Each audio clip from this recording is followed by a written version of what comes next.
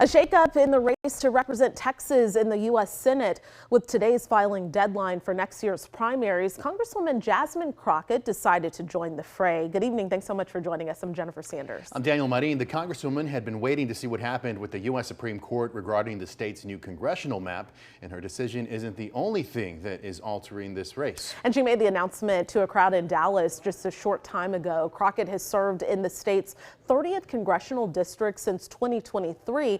Before that, she served as state representative. Now, this signals a big shift in the Democratic race for the U.S. Senate seat held by Republican John Cornyn. There's a responsibility that lies with all of us, especially in this moment.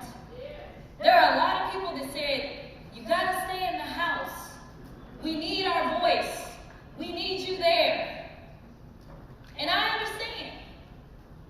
But what we need is for me to have a bigger voice. What we need is not only a voice, but we need to make sure that we are going to stop all the hell that is raining down on all of our people.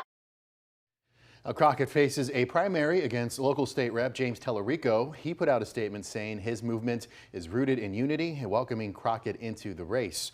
And earlier today, Democrat Colin Allred announced that he is pivoting from a Senate run to instead go for a U.S. House seat in Dallas County, Allred released a statement saying it was a difficult decision, saying, quote, I've come to believe that a bruising Senate Democratic primary and runoff would prevent the Democratic Party from going into this critical election unified against the danger posed to our communities and our Constitution by Donald Trump, end quote.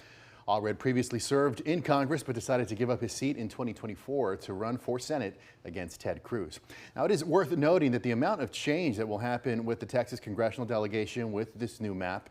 Given some depth here on what's happening locally, Democratic Congressman Lloyd Doggett reaffirmed to us last week that he will retire rather than face off against Representative Greg Casar, who is switching districts from 35 to 37 following the map change.